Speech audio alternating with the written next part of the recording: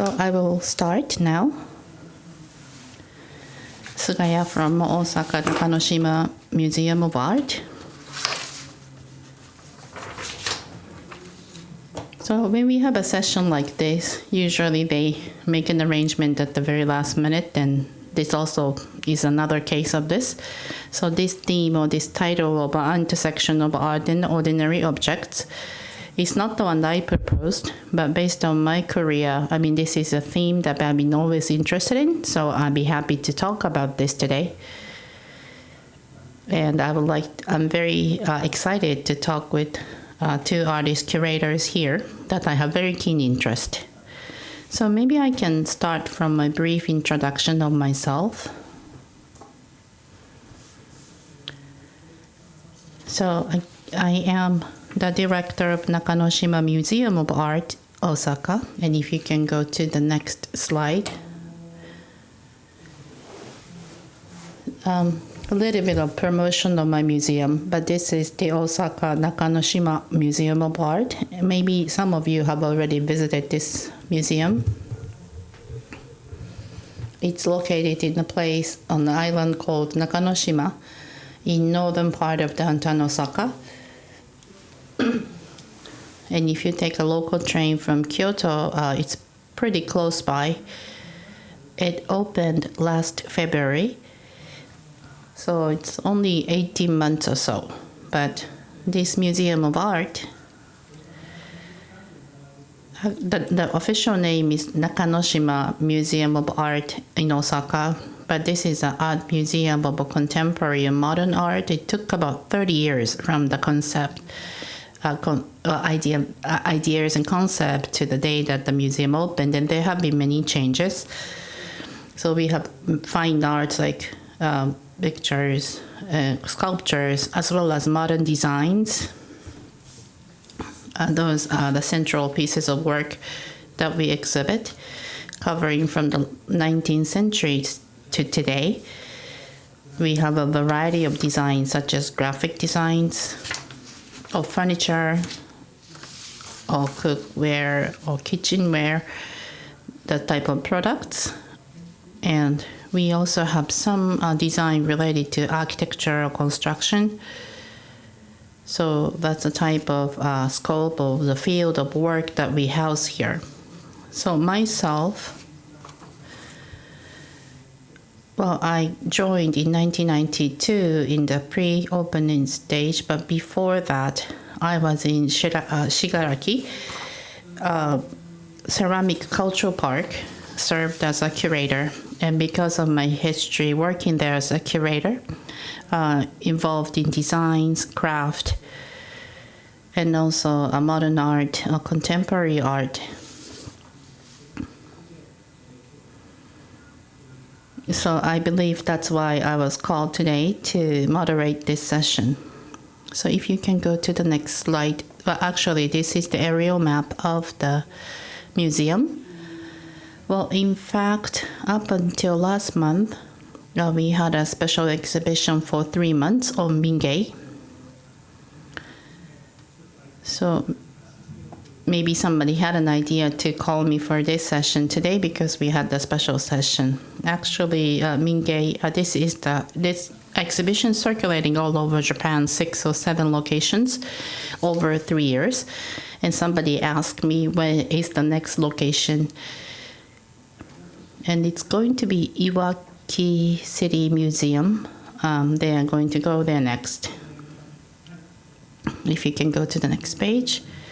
So this shows the special exhibition of Mingei that we had at the museum. So I hope that I can talk a little bit about this. Today, the theme that we are going to discuss, one of the overarching theme is, our everyday life and art. And earlier I was talking to some speakers, and we were also talking about how the COVID-19 pandemic impacted everyday life of individual as well as museum It's not just that we had to close the museum for some time, but what the museum can do or what kind of role it plays also had some impact. And one of the impact that because people had to stay indoor, and then when you think about the connection with an art, and if you look around, I think something that's close to you really had a high impact on you. And that could be the craft, or maybe the way I don't know what the best way to describe, but one of the brand of the craft can be considered as minge. And I think, this is not about, what's the best way or what's the right way to connect with art. But if you think about the history, and in the future, if we are going to think about the connection of day-to-day life and art, and if you want to evolve the connection, how should we have connection, or how did we have connection with art, and how should we have connection with art in the future as well? And I hope I can discuss that with the speakers. Today we have invited Mr. Nicolas Trembley. He's very active in Europe as an art critic and curator. And he has on many occasions, he's been working on craft and minge. And I wonder, just generally, I want to ask, about his work. Because I think what he's doing is very interesting to us. So first, I would like to invite Nicolas Trembley to talk about what he does around craft and minge. And then next, we also have invited Mr. Ishizuka Genta. He's an artist himself in the field of craft. So I would like to know what he does now. And based on the experience through the pandemic, I wonder what his position or where he stands when it comes to creating. So we would like to start from Nicolas-san first, followed by Ishizuka-san, because we only have 1 hour. So it's not that we are trying to come to some conclusion or agreement, but I hope we can have a discussion after that, looking at the reality and share some ideas and thoughts around that. So Mr. Nicolas Trembley, if you can talk about what you do as an activity. Yes, hello. Thank you for the invitation. So my name is Nicolas Trembley, and I'm based between Paris and Geneva. I'm a curator with a focus on contemporary art. I'm also a writer and an advisor for private collectors. But almost 10 years ago, I was invited to curate a show at Pace Gallery in London. I was invited by one of the directors, Tamara Korm, who I think is somewhere here. And we were wondering what was the state of the art at this moment. And of course now it's almost 10 years ago, but you have to realize that it was the beginning of the resurgence in contemporary art of craft techniques. So suddenly we were seeing ceramics or textiles or woodworks appearing in exhibitions and in contemporary art. My background is with new media, so I come from the world of video art. So of course, I remember like 25 years ago, you couldn't see an exhibition without videos, and you would see no ceramics. Today, you see exhibitions with ceramics and no more videos. So we were also interested about those kind of fashion wave, how it goes from one medium to another, what does it mean, what does it reflect on society. And so the idea actually was, at the time, I saw an exhibition at the Musée du Quai de Branly in Paris, which is the historical ethnographical museum, and it was an exhibition on Minge. And I thought what was interesting is all those relations between objects, design, and art and craft. And we decided to propose an exhibition which, because also we like Japan and we think the craft in Japan is very important, a link between contemporary art, this resurgence of craft, and historical objects from the Mingei movement. We thought it was also interesting to work with the Mingei movement because they were incorporating objects from different ethnies, like the Ainu, or from different culture in Okinawa. And so that was quite inclusive, and we thought it's interesting. We were also interested in the idea of a certain democracy for art, like every object can be considered as something beautiful and can have his exhibition moment, let's say. I had worked before with German vases in ceramic that were kind of unknown, industrial from the 50s. And I made an exhibition. It was also questioning the value of those objects through displays. It's also, if you show something which is supposing having no value, the way you show it, you can create value also within the white cube or different displays. So the project we wanted to do, and maybe we can start to see some images, was including all those parameters. And so the first show happened in London at Pace Gallery, and maybe we can show the slide. Yeah, that's it. So the idea was actually to work on the history of display in anthropological museum and mixing contemporary art and historical work without chronology. So we didn't want to start with historical works and show after contemporary work, but the idea was to show everything at the same level. When we start, so this is actually a reconstruction of the exhibition. This is a big window. The public couldn't go in and was outside and was just watching it. We talked about the issues of the white cube. Pace Gallery is an historical gallery that was showing artists like Mark Rothko, so very important artist, and it was of course a big challenge to show some objects that they were kind of just like a tray in wood, or a backpack, or a teapot by Yanagi, for example.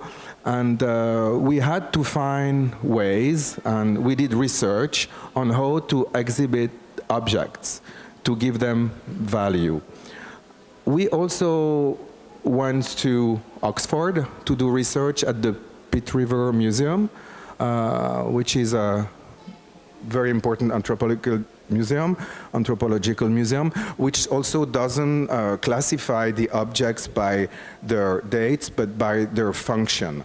So you have different origins of the objects, but shown together. So that was a bit the research we did. Everything has a link, so you have ancient textile, like this Bashofu kimono. You have new weavings by Willem de Rooij. So we also invited artists that work today with craft issues, but in a conceptual way. They were driven as, they were not like trained as craftsmen, but as contemporary artists. Maybe we can continue to see other slides, because I think we don't have, yeah. So that was the second venue that maybe we can see after, but it's very bad photo, because the show went to New York. And this display actually of like different podiums, a bit round, was totally inspired by a historical show at MoMA, which was curated by René Darnoncourt, who was an important curator and became then the museum director. And this show was in 1941 and was called Indian art of the United States. And it was the first show that was presented Native Americans at MoMA. And that was a big challenge at the time because those objects were not so much considered. So they did a lot of research on historical display. And if you go on archive, maybe we can see the next slide. Yeah, that was it. It's really based on the same display that they had for the Indian art at MoMA.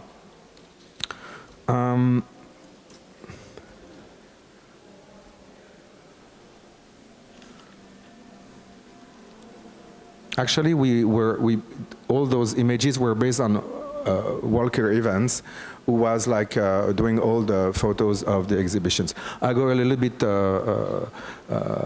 faster. So you see you have different contemporary artists. Sometimes someone I am sure you know, like historical Li Ufan. You have design with like the chair of Yanagi. You have Mingei objects like a sieve. You have a marble piece like by Trisha Donnelly. You have boros like cotton textiles. And you have on the right Annie Albers, and who was an important figure for us because, of course, she founded a school that was talking, the Black Mountain College, talking about craft in the US and inspired by Mexican weavings, etc., etc. So everything was a bit linked. So after that, I was invited to do same exhibition, but on a reduced format at the Gallery Takaishi in Hong Kong. So maybe we can see the next. So that's a detail of the exhibition in New York. Maybe. No. Okay. So, yeah. So that was in Kyoto, actually. So I was invited at Sokyo Gallery, who is also a gallery participating here at the fair.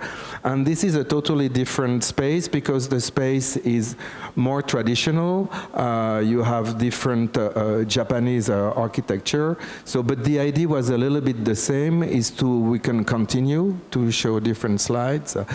And it's to make links, you see, with, for example, historical works. So this is like those traditional clothing, but they have abstract motifs on it, and make a link with those motifs with contemporary artists through different techniques like ceramics, for example, or weaving on the back.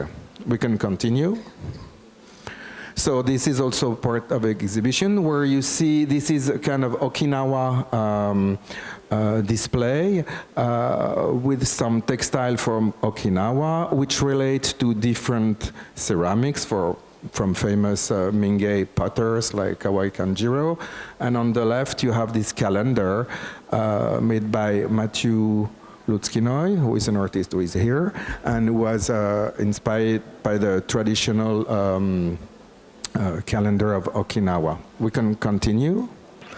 They had this kind of niche, and for me that was very interesting to work on a kind of real ethnographical display, or the way I thought ethnographic museum used to show works. So here you have old works and new works, like a bench by Jasper Morrison, produced in Japan, but was inspired by the small stool in wood. You have different bowls. You have some cutlery from Muji and some old one, etc. And also a pot by different designers. So we can move on. That was the show in Hong Kong, and it was during COVID, so we couldn't really ship, and I didn't go actually because Hong Kong was shut down, or you had to stay 6 weeks in a hotel. So there were not so many contemporary artworks in this exhibition, and it was more an exhibition based on displays, an old display that you will see at the end, made by the Mingei people, who looks more like a Wunderkammer, where everything is on the wall, on the floor. We can see next slide. So there were textiles. So you see it was really inspired by old shows from the 30s, because the Mingei members, they collected very soon and did exhibition also very soon in department store, and I thought that was very interesting the way they were showing those objects. Next slide. And that's the last project I was invited to do. It's for an art fair called Asia Now in Paris. And so it's a different context because it's a fair, so objects are also for sale. You don't have much time, but the idea was, again, to pair objects in this kind of Wunderkammer cabinet curiosity, let's say, display. But it was interesting because it's in a building called La Monnaie de Paris, which is a very historical French building that has nothing to do with those kind of objects, and I knew traditional carpets, for example. We can see the next one. See, you have this kind of grandiose Napoleonian architecture with those daily objects. Next one. Next one. Yeah, and also you have different layers. I combine artists. It's also a bit of manipulation in a way, where you put historical works with new works, but you don't really see the difference sometimes. Next one. Yeah, so it's not a good quality image, but that's a historical Mingei show that was the source of this exhibition. So I think my time is done, so I think it's your turn. Thank you.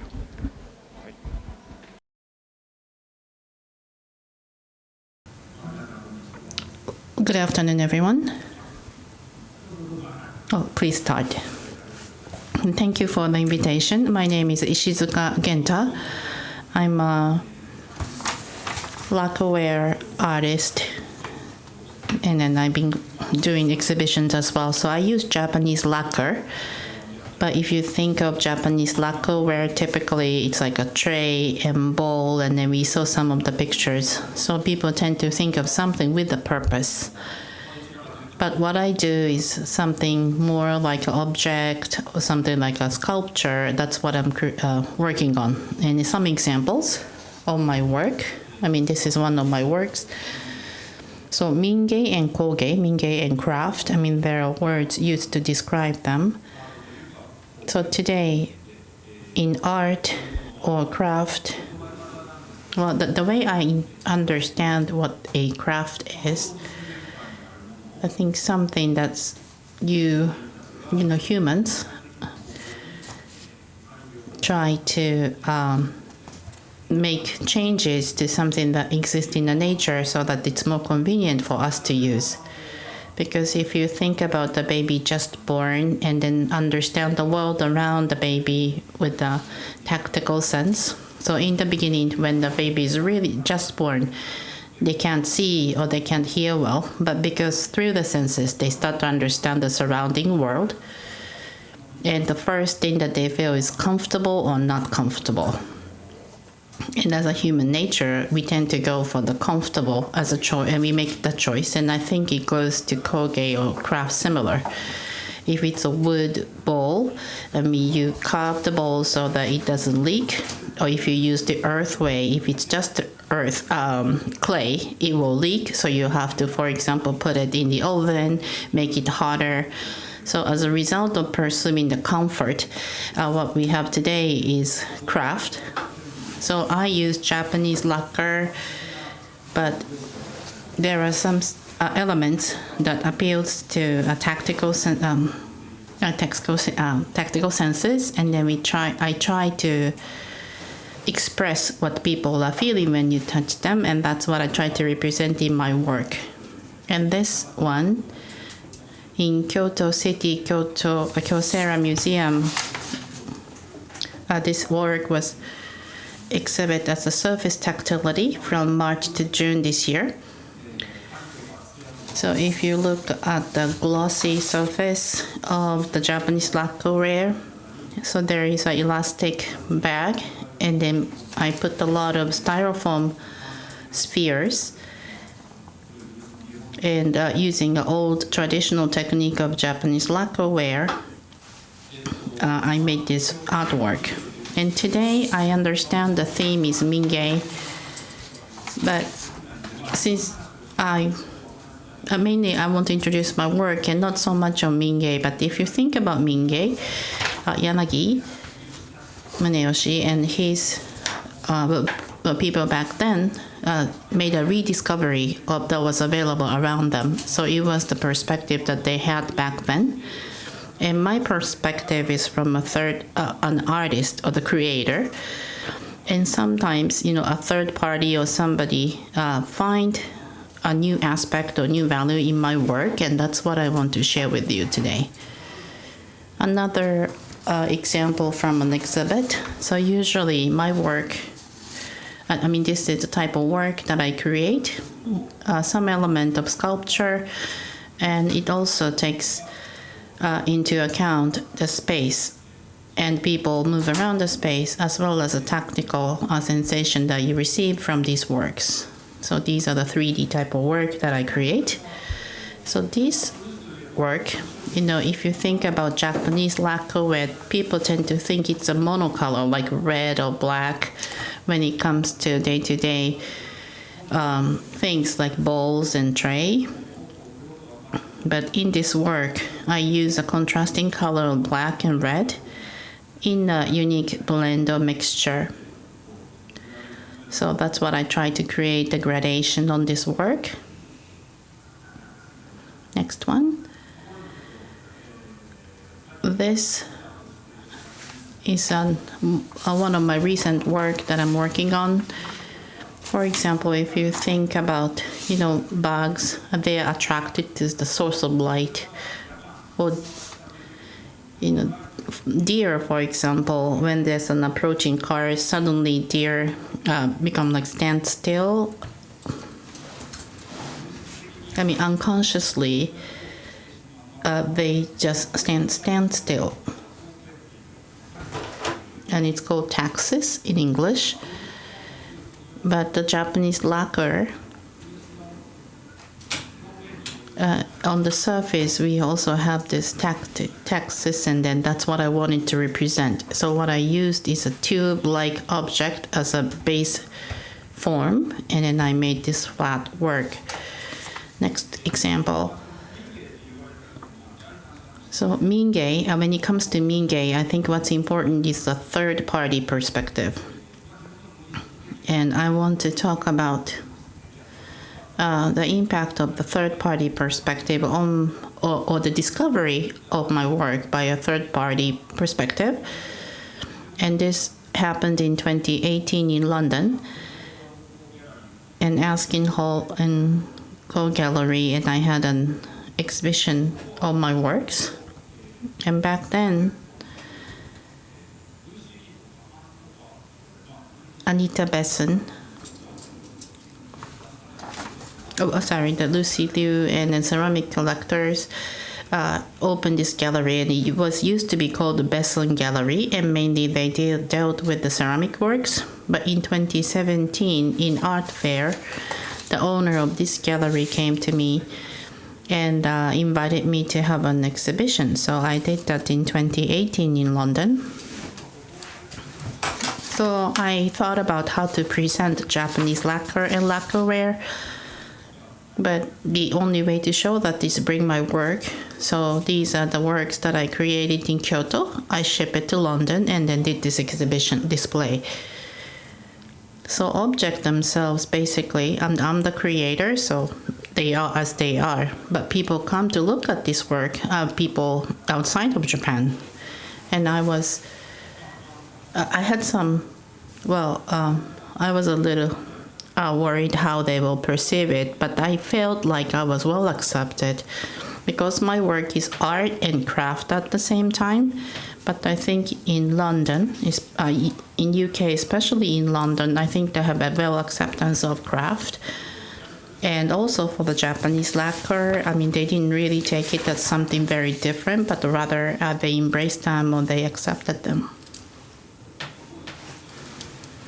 So this is another example of the display And those are the works that's finished with the Japanese lacquer, and then we also have work covered with the gold paper.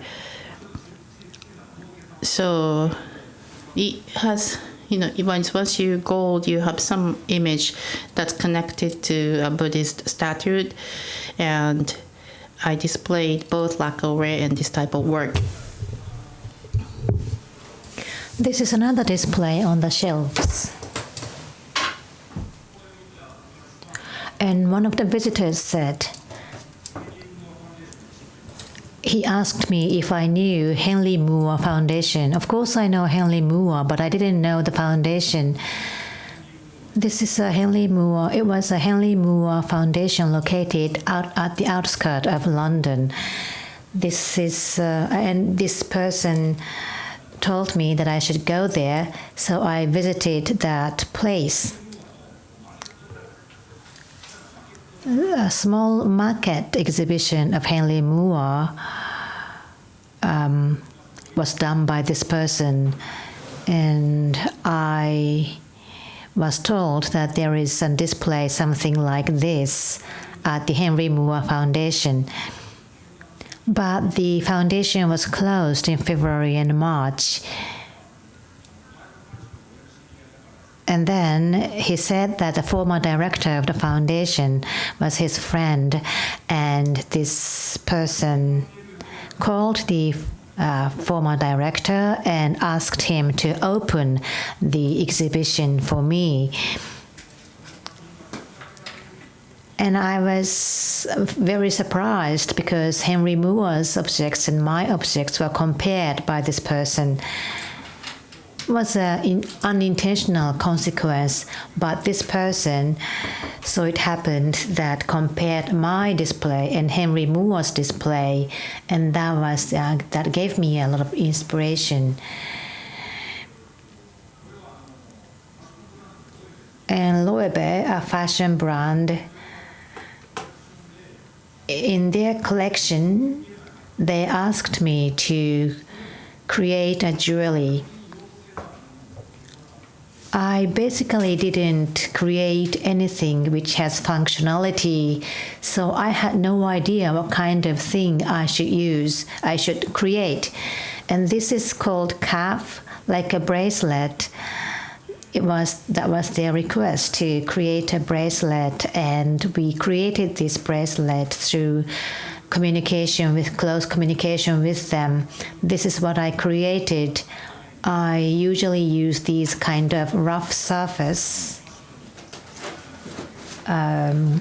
objects, and I tried to use the same shape, apply the same shape to this bracelet.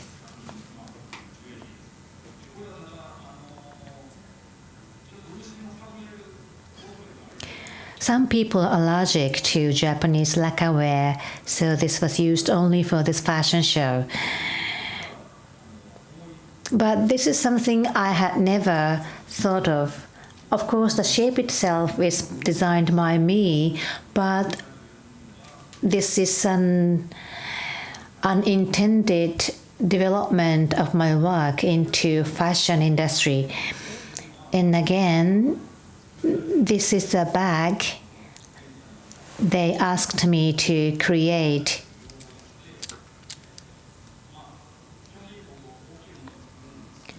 I tend to create big objects, but in this case, I created rather small objects to make it as a bag.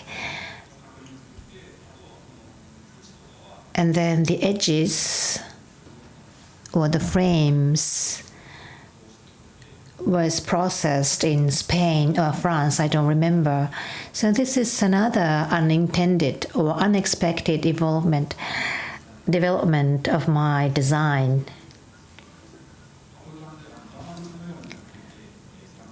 This is the bag that I created. This opens from the top, and you can lock it at the top. This kind of work is the unintended development of my design. So this was the discovery of my design by the third party, and that led to something like this. So the value of my design was rediscovered by this person. Thank you very much. I have many questions, but first, Nicolas-san. Looking at the objects by Genta-san, do you have any comments or any... so he had many exhibitions in the past.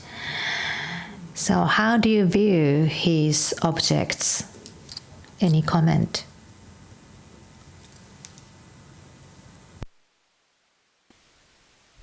I think typically that would be maybe the kind of objects that we could have included in the Mingei show, because the first title was Mingei, are you here? With a question mark. That means like, is a certain tradition still present in contemporary art? So when I see that, of course, it makes sense, and we could have incorporated this kind of objects in the exhibition, yes.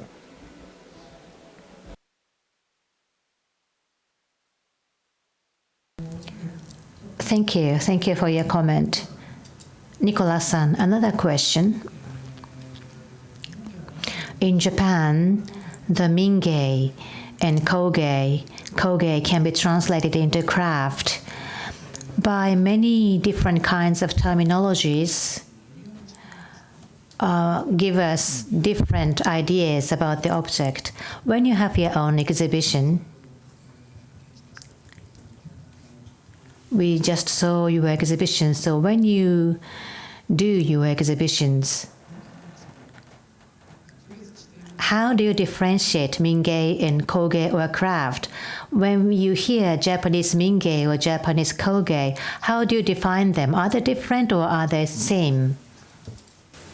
Well, I would say in French we have the same differentiations in a way. We have craft, Mingei would be like art populaire, artisanat, and koge would be art décoratif. And the idea is a little bit different. It's like, let's say, for l'art populaire or l'artisanat, it's often made by people that are not specialized, that are not professionals sometimes. And it's really about like, it's the function that gives the form. When you talk about the craft in art décoratif, it's something that can be found in Château de Versailles, for example, when you have some furniture for the king that are absolutely super well crafted in the best way. They have the best artisans, the best workers. But for me, the Japanese Mingei is also about modesty and simplicity and something also more democratic, which is objects for everyone and every day. So that's how I see the difference, and also that's how we can express the difference in French. It's a bit the same.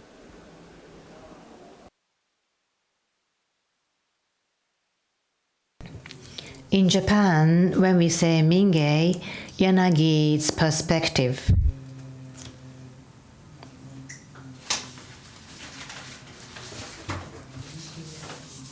In the early 20s, in the process of Japanese modernization, in the context of Japanese modernization, he wanted to introduce something not modern. So it was his resistance to modernization of Japan. Because of that perspective, for us Japanese, when we say Mingei,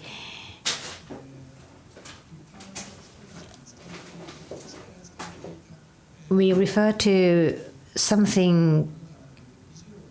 It's not just objects in our daily lives.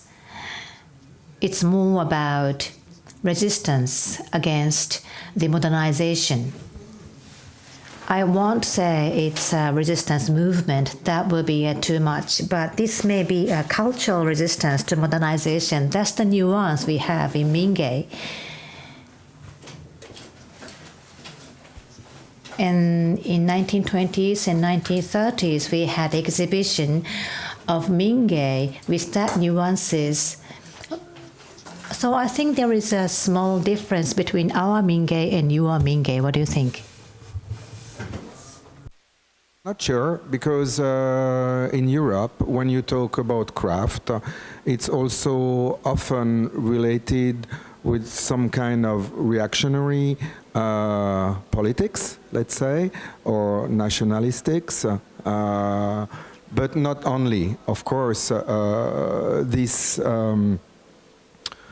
those concern against like the development or modernity in Japan and this resistance by Yanagi can be seen as reactionary, but in another way, it was also taking care of some minorities, like the Ainu, that at the time would maybe have disappeared because they didn't match the development of New Japan. And so I think it's also inclusive. So it's both, that's true. And yeah, no, of course, this is an important idea of this so-called reactionary. It is in a way, but not only. So, but that's not so different in Europe. You often have those, when the politics, they start to, or they want to defend some national craftsmanship, it's often also because they are afraid of development. And in Europe, we have, like, also I'm Swiss, Switzerland is also resisting to integrate Europe and saying that their craft or their identity is different. But so you have some similarities all the time with craft.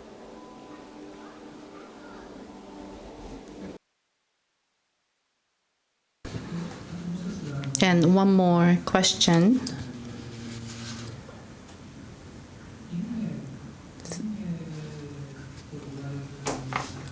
So works, or could be bowl or day-to-day tools that we use and classified as Mingei, and then they are not that large in terms of number, but there are new works coming out. And if you think about all the works that classified as Mingei, and because and maybe this is some psychological complex that I have as a Japanese, but if you look at 1930s or 1900s to 1930s, or in Japan we call it pre-war, early 20th century, and then there are works, and then when you have an exhibition in Europe, maybe because of my background as a Japanese, but I feel like maybe there is a sense of exotic or exotism. But do you think that, do you have that perspective in Mingei or Mingei exhibition in Europe? I mean, I'm not asking, my question is, do you have, like, you want to display that as something exotic? And do you feel a concern that maybe audience look at Mingei as something exotic? Very important in the exhibitions I organized. And those are, of course, issues, but that's also why I wanted to connect it with contemporary art, and in a way to not too much exotize, I don't know how you say it, those objects, by pairing them with other cultures originally, and to compare them and say they can stand with those other objects, and they are not like an exotic object that you see in an anthropological museum, and that they can also inform on different level, maybe on abstraction, for example. And you were saying that some objects are, there is a vocabulary, a Mingei vocabulary of objects, but I'm also not a specialist. I'm also a tourist in a way, or just a lover. And I incorporated objects that were not Mingei in a way, and I questioned them if they could be Mingei. For example, the textile, the boro, they're not originally considered as in the Mingei vocabulary. And what we did, for example, that was a test, because we also played with objects, so sometimes you can push the boundaries and do some jokes or irony in a way, and we frame a boro, for example. We put it on a big wooden frame, and the audience thought it was from a young contemporary artist. So that was those questions very important of like historization of object. How do you perceive an object in a white cube when it's not in its original context? So yes, of course, all those topics are very important. I don't have the answer, but we were questioning those topics for sure.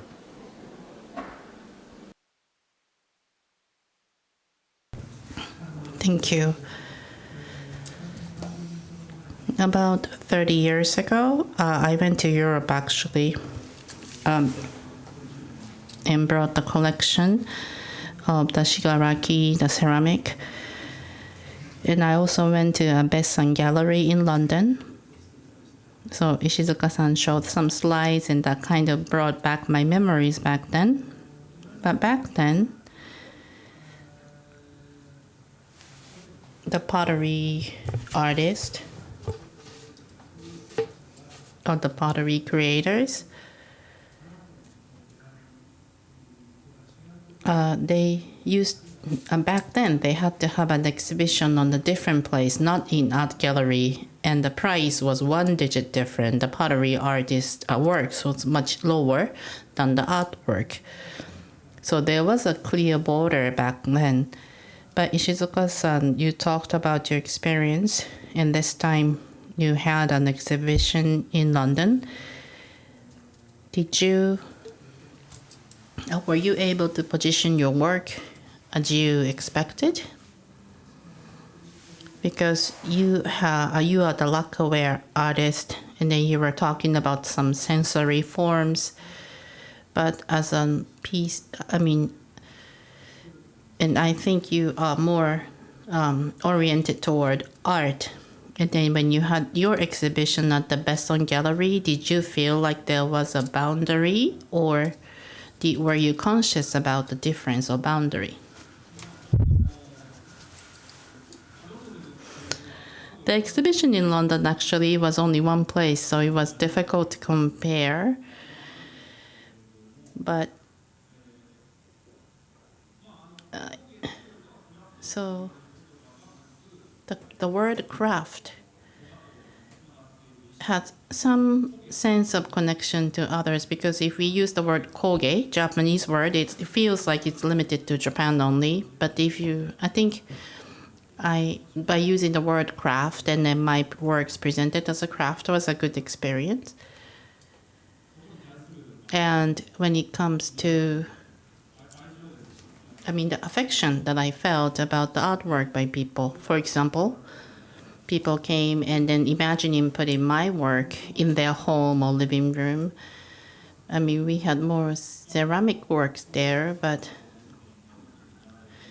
sometimes my work was displayed next to the local artist work, ceramic work, and then I felt like they were displayed on the same level. And Nicolas-san's Mingei Are You Here exhibition, before I was invited to this, actually I was aware of this exhibition, and by having contemporary art together with Mingei, I think the word Mingei,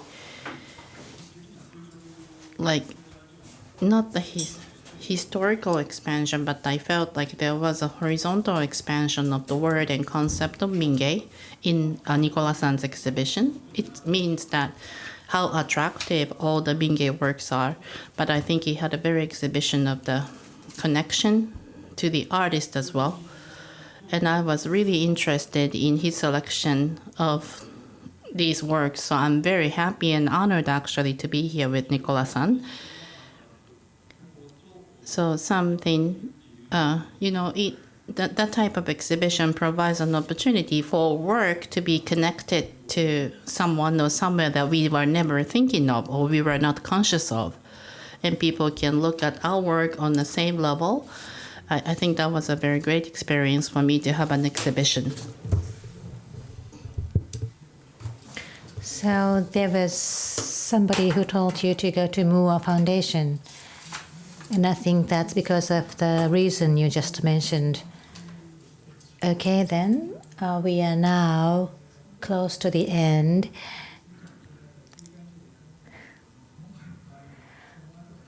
We have only 1 hour for this session. So we have to be punctual. We have to close at 4:30. So at the final few minutes, I would like to entertain questions from the audience. Do you have any questions to the panelists?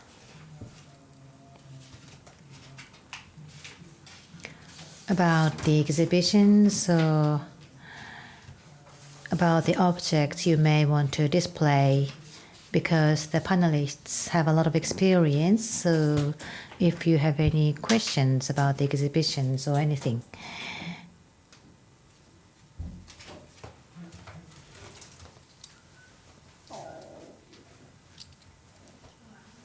Thank you very much for your presentations. I'm a journalist, and I now want to see more koge. And I want to see koge together with contemporary art. And I've seen contemporary art and Mingei exhibited at the same time. And Nicolas-san, you used to be in video art, and now we have metaverse and digital art and AI. There are many such things out there.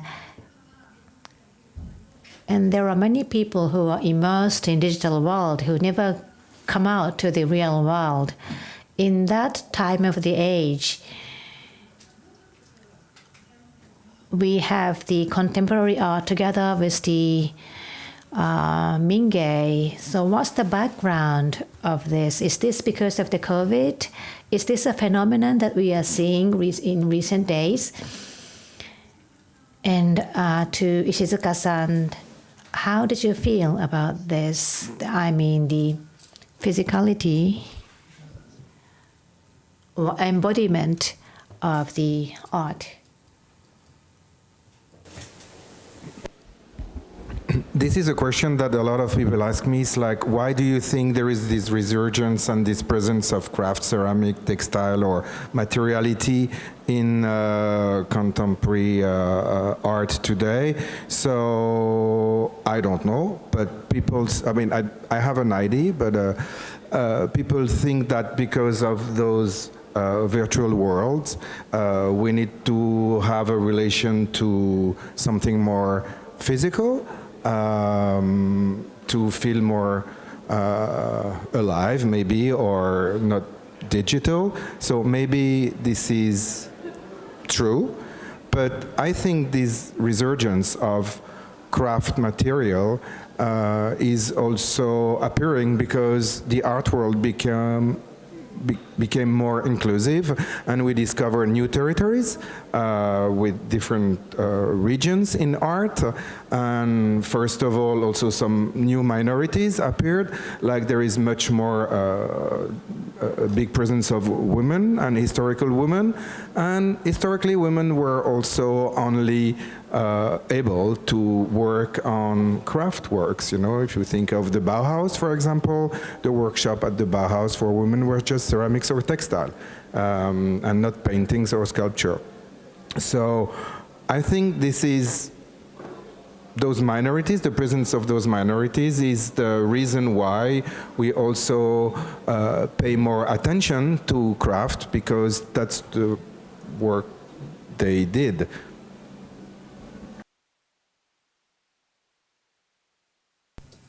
Ishizuka-san, as an artist, what do you think about the embodiment, the materiality of the art? What do you think about this phenomenon?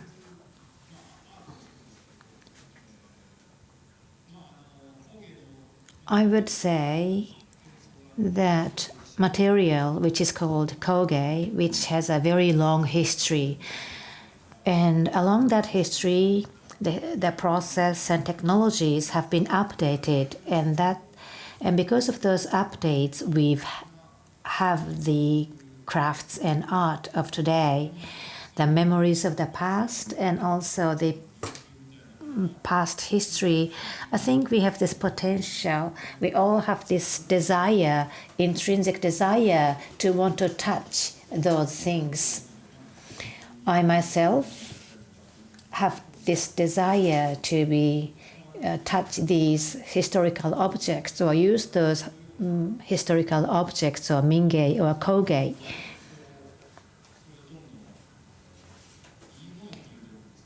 And I think there is this tendency or that trend that people want to see higher quality minge or koge. I think this is out of the intrinsic desire of the people. Okay. Did they answer your question? Are you satisfied?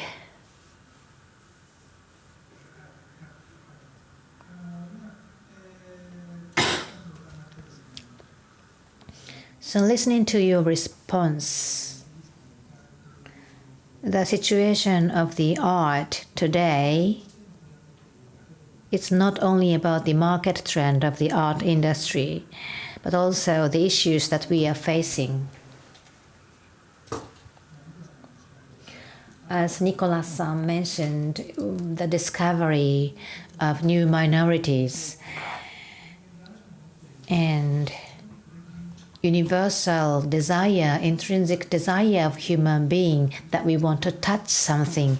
I think that is a big trend going on there to move the art industry. I'm very pleased to have this discussion today on this stage. This is a commercial art fair, but in this environment, we could have an opportunity to talk about the current trend, what's going on in this world. And I think we had a very productive and meaningful discussion or dialogue today. Now it's high time to close this dialogue. Thank you very much for your interesting contributions. Thank you very much.